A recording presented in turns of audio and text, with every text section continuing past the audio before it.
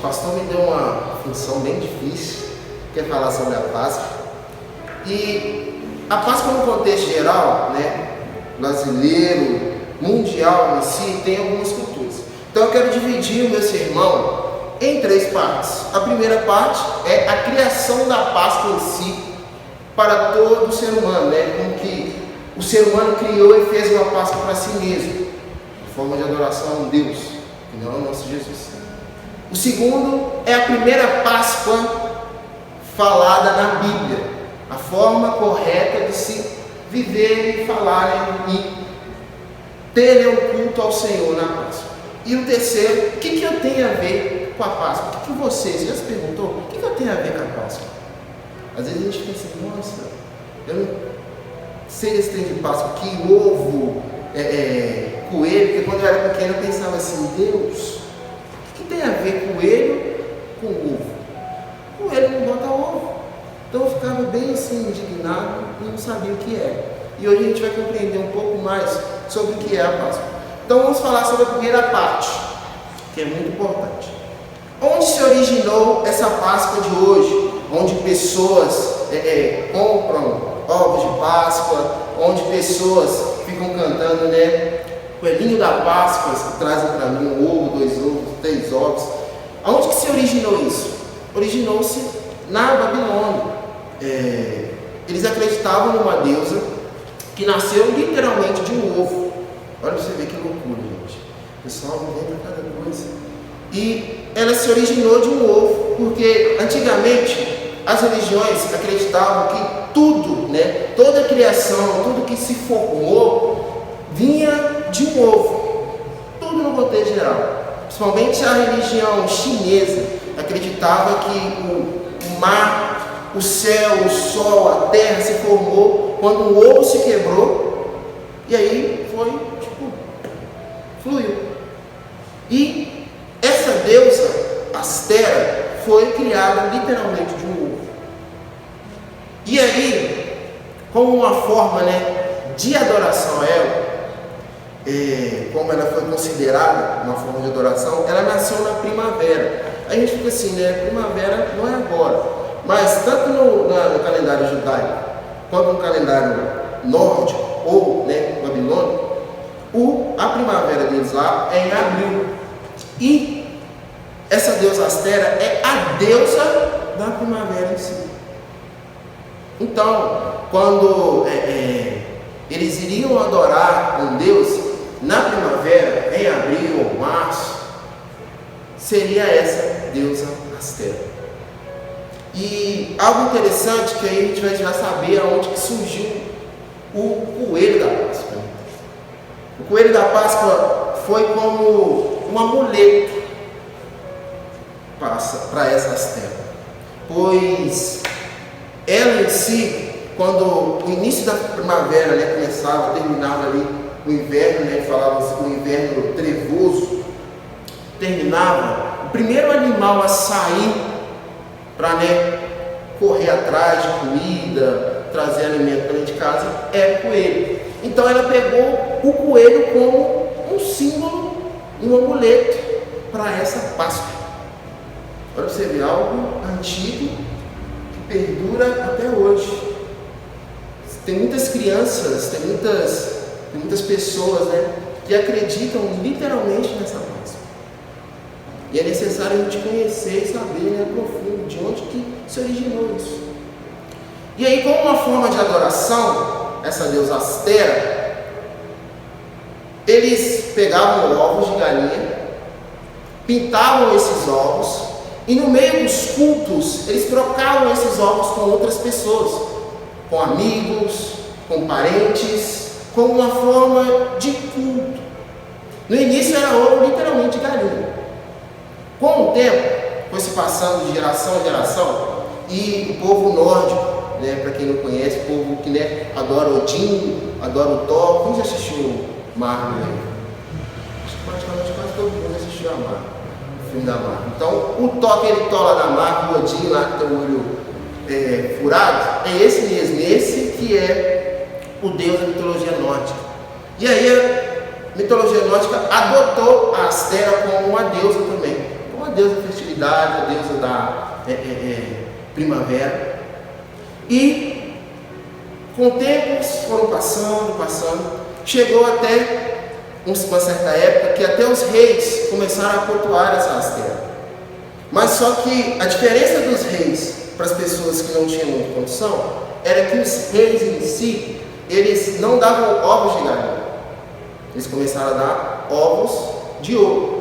Então, se ele estava no culto lá, ele queria dar um presente, ele tirava um ovo de ouro lá e dava para a pessoa.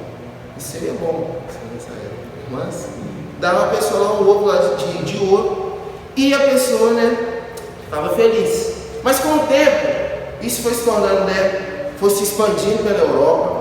Era só no país da Holanda, mas depois foi se expandindo. E para melhorar essa forma de culto, eles não davam mais só esse ovo pintado. Eles começaram a fazer o chocolate em si. O chocolate que hoje todo mundo conhece, que maravilha. Hoje todo mundo vai lá e compra. E eles foram e fizeram esses ovos de chocolate e começaram a trocar. E aí, na época da colonização do Brasil, essa cultura veio junto com a Igreja Católica para cá, Católica Apostólica Romana. E até hoje vivemos essa cultura de Astera, a deusa da fertilidade.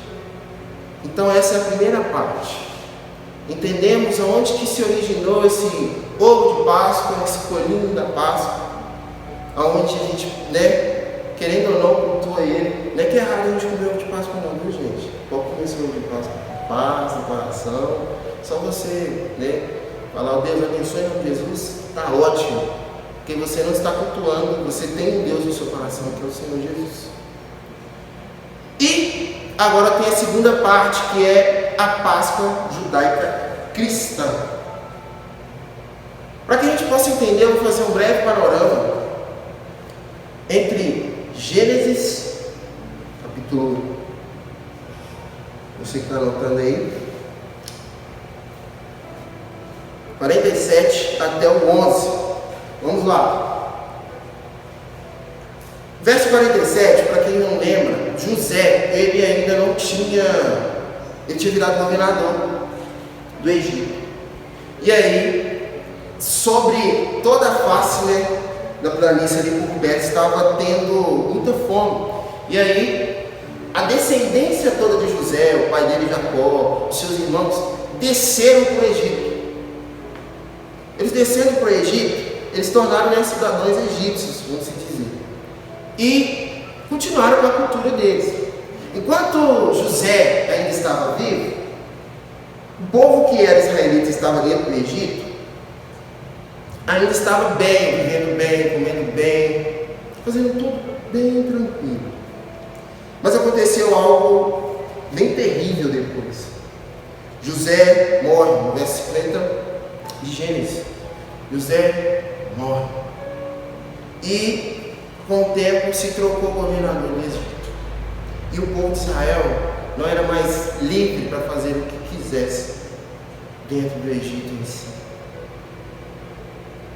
E eles começaram a sofrer, pois escravo na época do Egito era bem parecido com o escravo do século 15, 16, 17 aqui do Brasil. E nessa troca de governador, Deus, como honra a sua aliança com Abraão, ele iria enviar o Messias, vamos dizer, que era Moisés. Então Moisés nasce e Deus automaticamente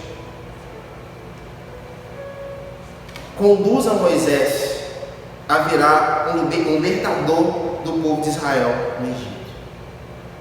Eu vou contar toda a história aqui, porque senão vou gastar um bom tempo. Mas eu quero que você já vá comigo no verso 12 novamente lá. 1 e 2, a falar assim, ó. O Senhor disse a Moisés e a Arão no Egito: esse deverá ser o primeiro mês do ano para vocês.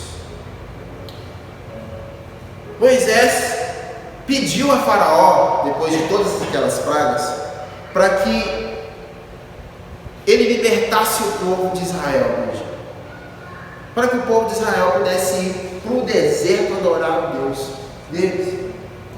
Mas o próprio Deus endurece o coração de Faraó. A cada praga que você pode ler, isso aqui eu não estou falando de mim mesmo não, você pode ler na Bíblia, que está na Bíblia.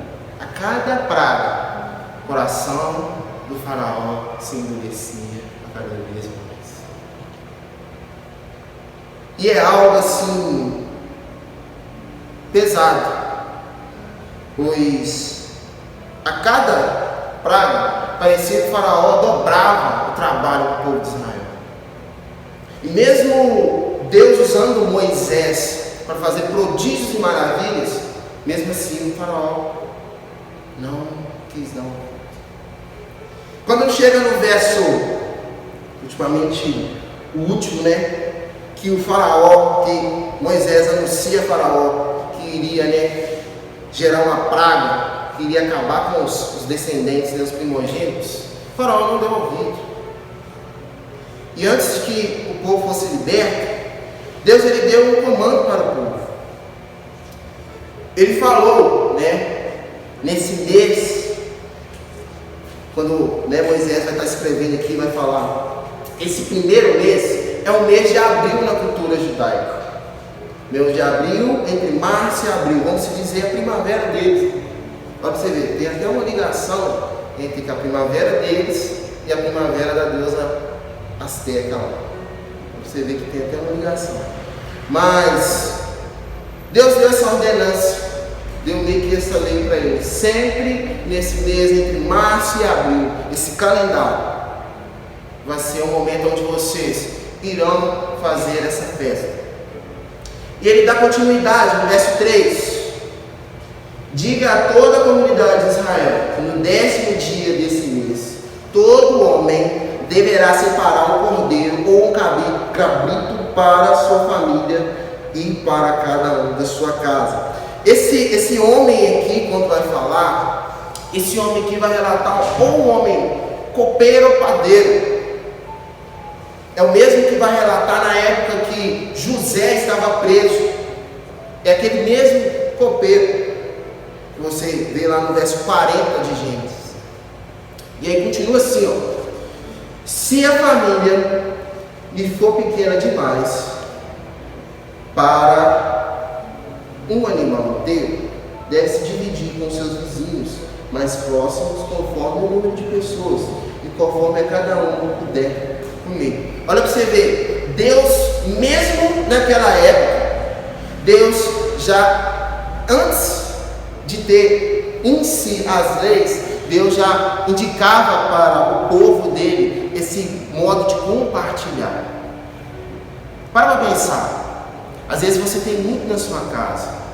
A gente está falando de uma cultura judaica, de uma Páscoa, as primeiras Páscoas. E Deus ele mandava compartilhar. Às vezes você tem muito. Às vezes você tem muita coisa na sua casa. Estamos passando por um momento bem difícil. E Deus ele manda, mesmo naquela época, com o povo, observação. O Espírito Santo habita dentro de você. Naquela época, o pessoal não tinha Espírito Santo. Tinha o Espírito Santo sobre. E ele pede para que o povo compartilhe. Será que você tem compartilhado com o seu irmão? Será que você tem compartilhado com o necessitado? Será que você, na sua ceia de Páscoa, está lá feliz da vida? Ei, maravilha! Está curtindo. Mas você já parou para pensar quantos irmãos da sua igreja estão passando necessidade? Deus instituiu o compartilhamento desde essa época. Então é necessário que a gente entenda um pouco mais sobre isso, para que a gente possa compartilhar com o nosso irmão também, pois é uma ordenança de Deus. Amém? Continua assim, um animal escolhido deverá ser macho, de 1 ano, sem defeito, um poder de cordeiro ou cabrito. Gente, Isso aqui era uma cultura bem interessante, eu acho muito bacana. Seguramente a gente vai falar do verso 5 também. Mas quando vai falar aqui no 5, vai falar de um animal separado. A gente pode até falar assim, a palavra que muita gente até baba um pouco. Um animal eleito desde o seu nascimento para ser morto.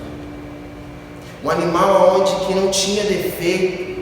Um animal onde que não seria o resto dos animais. O animal tinha que ser puro, santo. Te lembra, te recorda uma pessoa? Quando vai falar desse animal puro e santo? Te recorda de uma pessoa? Nós não vamos falar dele agora não. Calma que a gente vai chegar. 6. Guardem até o 14º dia desse mês, quando toda a comunidade de Israel irá sacrificá-lo ao pôr do sol. Quando vai falar aqui, esse sacrifício aqui vai estar ligado muito àquilo que Abraão iria fazer com Isaac. Aquele sacrifício, aquele cordeiro silencioso que Isaac, foi significativo para ir até aquele monte e chegar lá. Abraão queria até matar ele e o anjo chegar e impedir. Esse mesmo sacrifício, quando vai falar de sacrifício aqui, é uma substituição, pois o povo do Egito estava sofrendo um julgamento de Deus. O povo do Egito iria perder toda a sua primogenitura. E Deus, mesmo assim, Ele dá um caminho certo para que o povo de Israel não perdesse os seus primeiros filhos. É o mesmo sacrifício. Te lembra outra pessoa esse sacrifício aqui? Acho que deve lembrar. Você deve lembrar outra pessoa também. Mas não vou falar dele agora também não. Calma, a gente vai chegar lá. 8.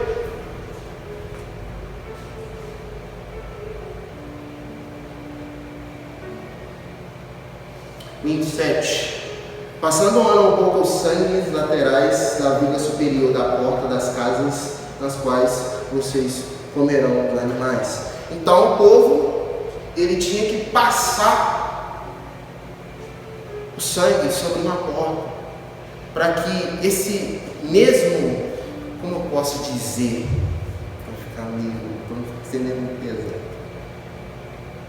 esse espírito mandado por Deus para matar os primogênitos, olha você ver, a gente fala, nossa, Deus é bom, Deus não mata ninguém não. A gente acha. Mas quando a gente vai ver no Velho Testamento, se a gente dobrar o Velho Testamento assim, é só sangue de cordeiro e de gente. A gente acha que Deus, Ele é bom, e a gente acha que Deus é bom e bobo. A gente trocou a autoridade de Deus, colocou um velhinho bobo. Mas Deus não é bobo. Deus ele é justo. Deus, Ele mandou um ser para eliminar todos os primeiros. Não foi o diabo. Aqui, pastor, você viu aqui, estou falando do diabo que foi mandado. Você viu aqui que foi Moisés que mandou? O que está falando aqui é o próprio Deus. Então a gente tem que começar a entender a força desse Deus. Não é só simplesmente um Deus qualquer, que a gente trata de qualquer jeito. É o Deus que criou os céus e terra. É um Deus que tem o controle da vida e da morte no mundo dele. Então temos que começar a mudar esse entendimento desse Deusinho. Esse Deus bobo. Deus não é bobo. Verso 8. Naquela mesma noite comerão a carne assada no fogo, com ervas amargas e pão sem fermento. Quando Deus está falando aqui, atrás de Moisés, vai ligar algo muito importante, que eu achei até muito interessante, porque essa festa da Páscoa ela não só durou nessa época, ela durou durante o Velho Testamento todo e o Novo Testamento todo. E E quando ele vai falar assim, dessas ervas amargas, é para que o povo se lembrasse como era ruim o Egito. Porque às vezes você está aqui dentro da igreja, você se converteu e está aqui, que maravilha, mas o seu coração ainda está no Egito. O seu coração ainda está lá no mundo. E é a mesma coisa, Deus fala para que eles comam essas ervas amargas, para que ele possa lembrar. Peraí, Deus, eu estava no Egito. Como que era o Egito? O Egito era bom? Qual que é o sabor dessas ervas amargas? Doce que não é. Então Deus, ele conduz ao povo para que o povo nunca volte com o coração lá no Egito, nunca volte. E é a mesma coisa você. Deus, ele coloca as coisas amargas às vezes na sua vida para que você possa lembrar, peraí, de onde que eu vim? Isso entra até um critério de falar assim, que não somos nada. Necessitamos de algo, necessitamos desse Deus, desse Salvador. Porque o que tem lá fora, o que tem antes de nós, como escravos do mundo, do pecado, escravos de tudo em si, que não era de Deus, nos traz tristeza, nos traz morte. Então essas ervas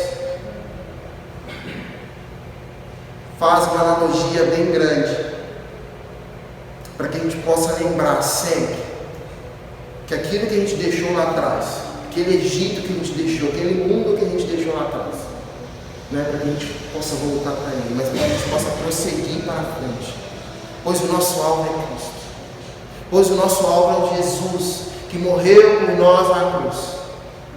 Amém? Vamos continuar?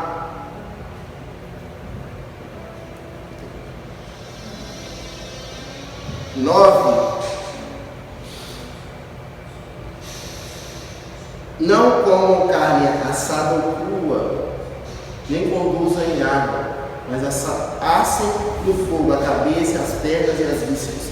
Então essa era a forma antiga do povo hebreu fazer cordeiro em si. Você vai ver até no futuro, né, alguns, no futuro assim, biblicamente, no Velho Testamento assim em si, dando continuidade, a forma, né, que Deus instituiu até para Abraão, Moisés, como que ele deveria fazer tudo aquilo e aquela questão da Páscoa em si. Versos 10 e 11, né? Não deixe sobrar nada até amanhã. Caso isso aconteça, queima o que resta. Ao comerem, estejam prontos para sair. Cintos no lugar, sandálias aos pés e cajados na mão, como apressadamente esta Páscoa é do Senhor. Gente, algo importante quando eu estava estudando, eu vi que foi necessário, que eu fiquei meio assim, até meio triste, vamos dizer, é que Deus ele deu essa ordenança como lei. Deus ele deu essa forma, né, de lei para o povo de Israel viver e fazer, sempre cultuar ele. E eu até sempre lembro que Deus ele sempre, se a gente for pegar o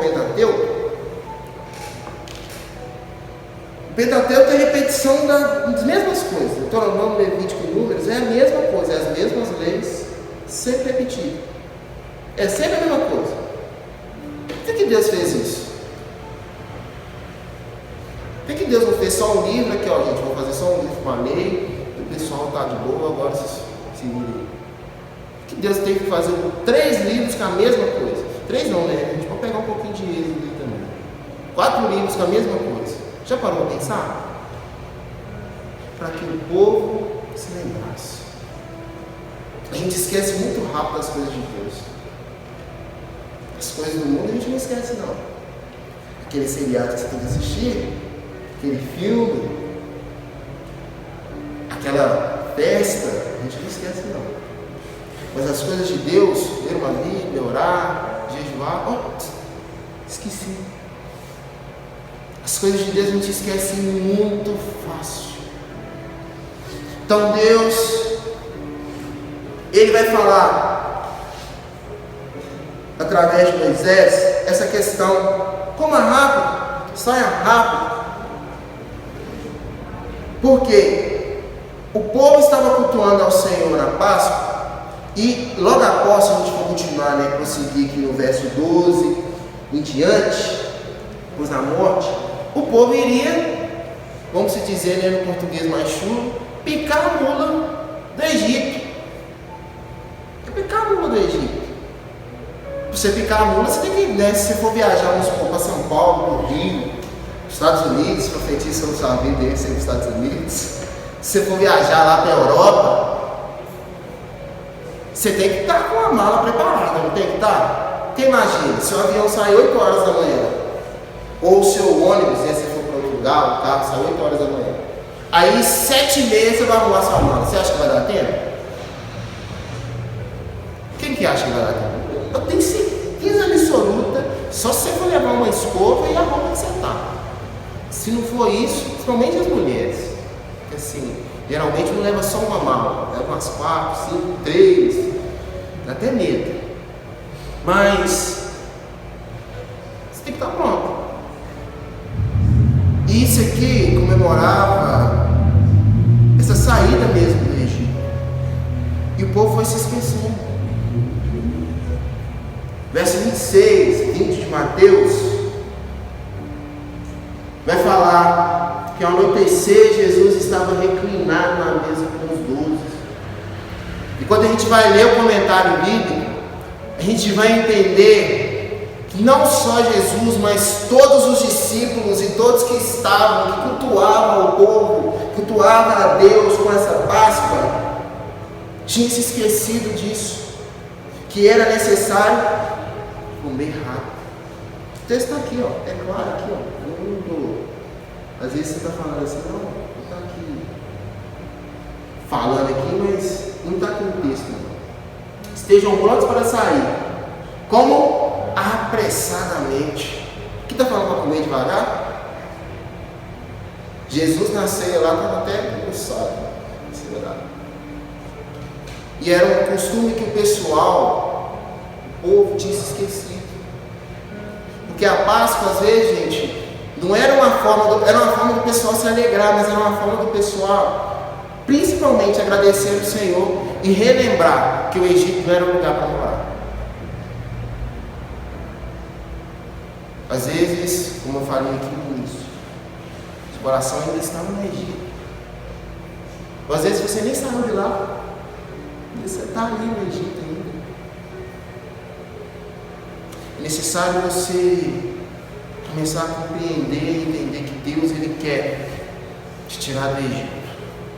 Ou você que às vezes quer voltar, Deus não quer deixar você voltar do Egito. Pois Deus tem um propósito na sua vida. E esse propósito é você pregar o Evangelho. É você falar para que as pessoas entendam que Deus você serve.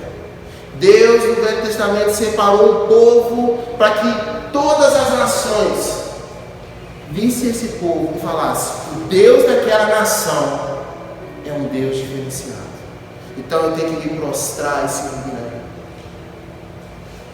É necessário você se esquecer do Egito e voltar a sua mente somente na terra prometida, que é o próprio Cristo Jesus. Esqueça do Egito. Saia apressadamente de lá. Amém?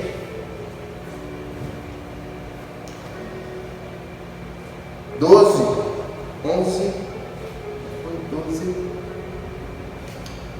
Naquela mesma noite, passarei pelo Egito e matarei todos os primogênitos, tanto os homens como os animais. Executarei juízo sobre todos. Perdão? Todos os deuses do Egito. Eu sou o Senhor. O sangue será um sinal para indicar as casas em que estiver, quando eu vier e passar a praga de destruição, não atingirá quando eu ferir o Egito. É importante a gente entender no verso 12 aqui, quando ele vai falar de animais e não só das pessoas em si, porque primeiramente o primogênito era aquele que iria assumir o próximo, o trono, ia ser o sucessor lá do Ramsés, vamos dizer. Então isso é bem básico de entender. Mas algo importante é que ele vai falar que até os primogênitos dos animais iriam ser mortos.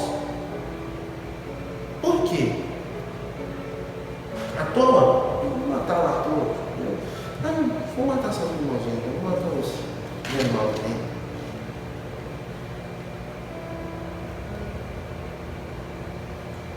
Quando Deus está falando que iria matar os animais, Deus ele está indicando que iria matar também os sacrifícios que eram dados aos deuses do Egito.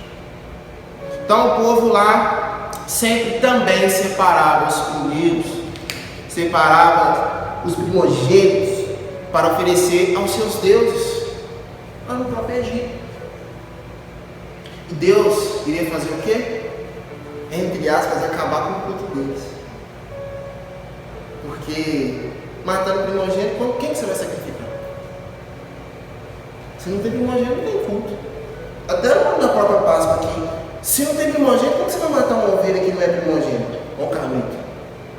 Não tem como, você está descumprindo a própria lei do Senhor. E a mesma coisa com eles. Como você vai matar o segundo que nasceu? Não tem lógica. Então Deus ele estava também fazendo o quê? Eliminando em si toda forma de cultuação a outros deuses dentro do próprio Egito. Amém?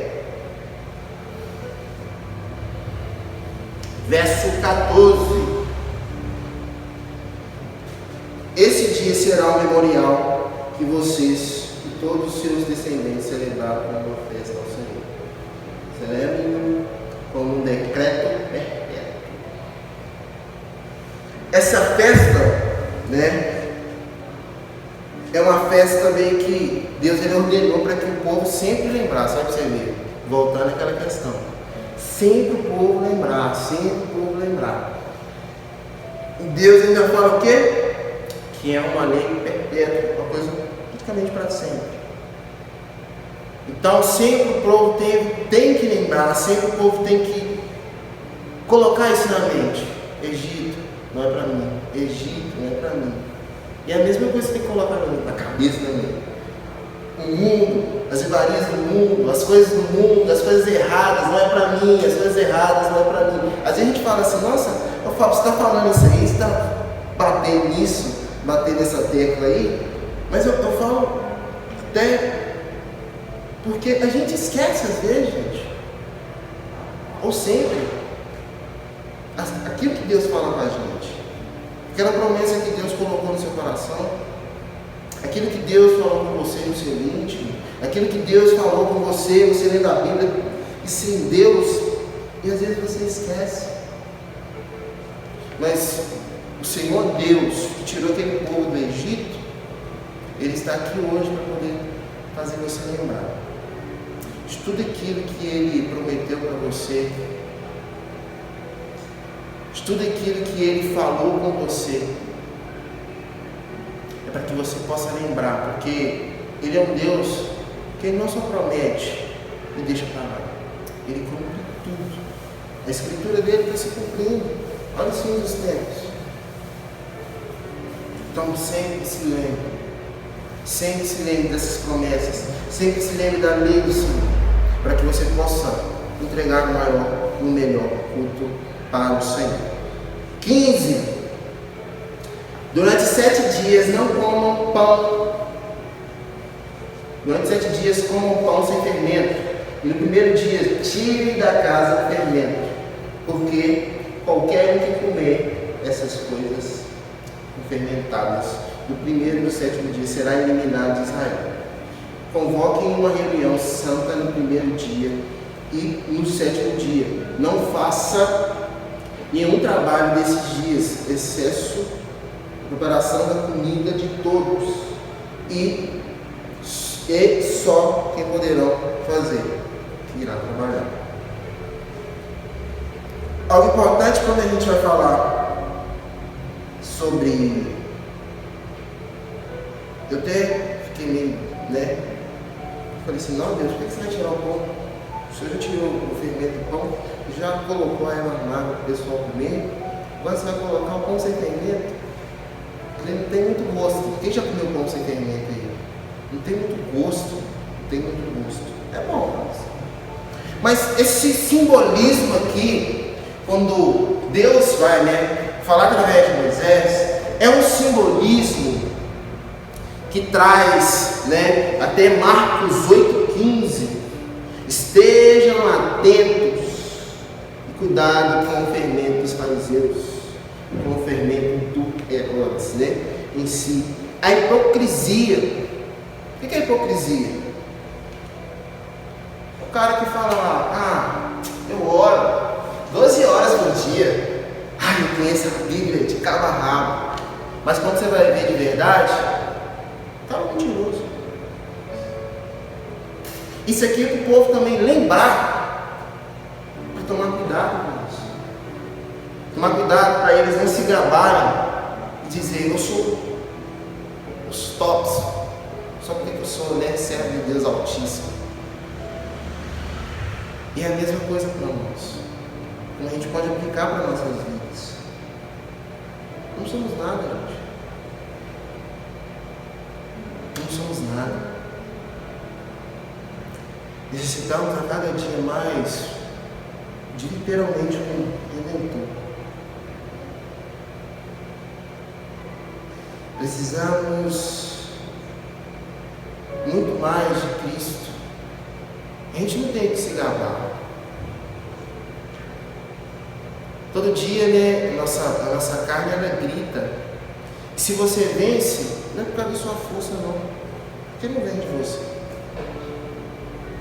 Vem do próprio Espírito Santo. Não é algo que, foi da minha força. Eu consegui vencer o pecado hoje. Não é de você.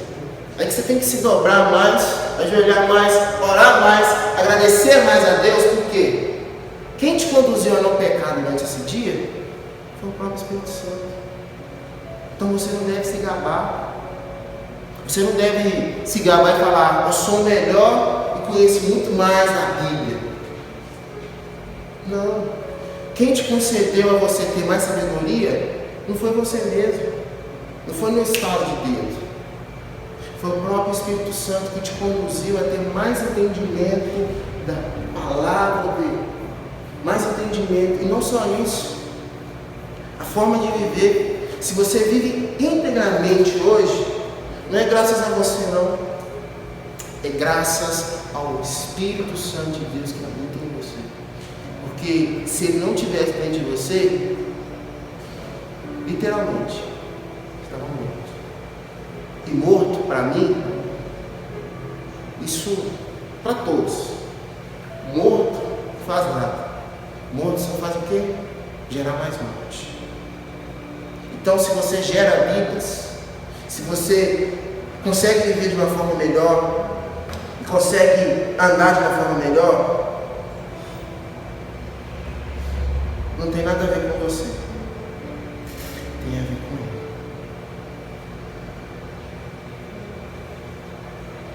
Depois disso tudo que eu expliquei para vocês,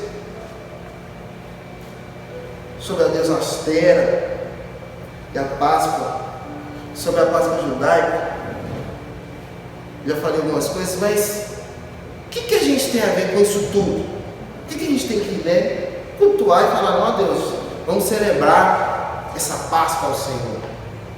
Eu vou pensar. Aí a gente entra na terceira parte. O que a gente tem a ver com isso?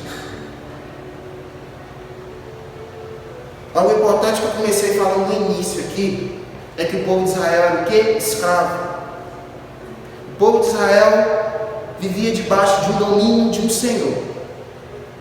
Você lembra de uma pessoa que era assim? Eu e você. Romanos 6, Paulo vai falar que somos escravos do pecado. Quem é escravo do pecado gera o quê? Morte. Quando vai falar lá em Efésios 2, 1, vai falar algo importante, que éramos mortos em nossos delitos e pecados. O pecado, ele gera sempre essa morte. E éramos escravos. Éramos dignos de morte. Se você for pegar o Velho Testamento todo, o que o povo de Israel sempre fazia depois das leis de Moisés? O povo de Israel sempre matava um cordeiro, sempre levava um cordeiro a Deus. Mas esse cordeiro em si, ele apagava a culpa do pecado? Apagava todo o pecado que estava na sua vida? Não. Esse cordeiro só simplesmente, vamos se dizer, fazia isso aqui com Deus, ó. Você está lá pecando, aí Deus olhava assim, aí queimava o cordeiro, aí fazia assim, ó, não estou vendo mais nada. Era só isso. Mas você já parou a pensar? Cordeiro, Deus é um cordeiro e tal, animalzinho, né? Vamos dizer, um animal dócil, precisa de cuidados. Mas, querendo ou não, ele é um animal.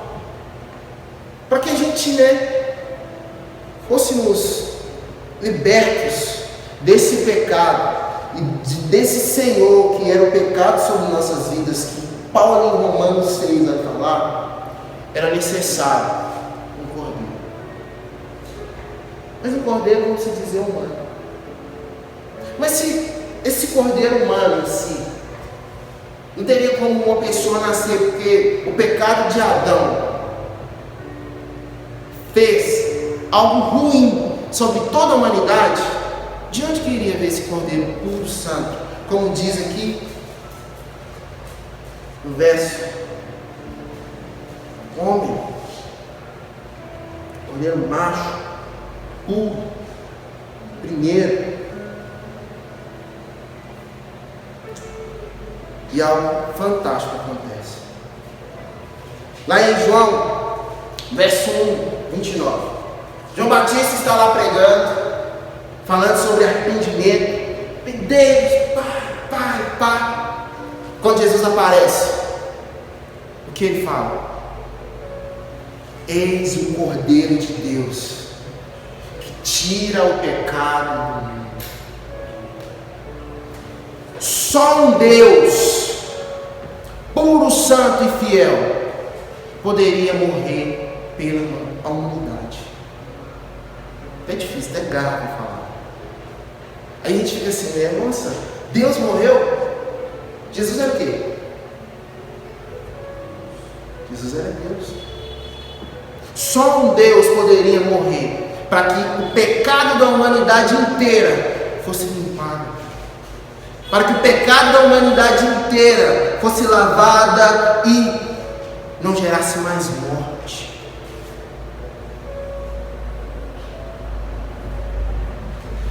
E é interessante, como eu até falei sobre os animais, Hebreus 10 vai falar o quê? Que não tem como você querer redimir um ser humano com bois, cabritos, bodes, porque não é da mesma espécie. No verso 7 vai falar sobre sacrifício. Êxodo 7, Êxodo 12, verso 7 vai falar sobre aquele sacrifício. Lembra que eu falei com vocês? O sacrifício de Isaac. Esse Cordeiro Santo, puro e fiel, é o próprio Jesus. que morreu por nós. Hoje somos libertos. Marcos 15 inteiro vai falar sobre a morte de Jesus, vai falar sobre a Páscoa de Jesus, vai falar sobre tudo isso. Vai falar sobre uma forma de redenção, uma troca. Éramos escravos, éramos perdidos, dignos de morte. Nosso Senhor era o pecado, era Satanás, o mundo. Cristo veio, se doou como cordeiro, pagando essa carta de alforria. E hoje somos libertos. Mas isso aqui, todo mundo já sabe. Não precisa nem ficar batendo nessa tecla. Entendemos as duas questões: a Páscoa, sermos escravos, Deus nos libertar da escravidão. Mas o mais importante é uma pergunta que eu vou deixar para você, para que você reflita na sua casa. Eu estou dando até meu tempo aqui.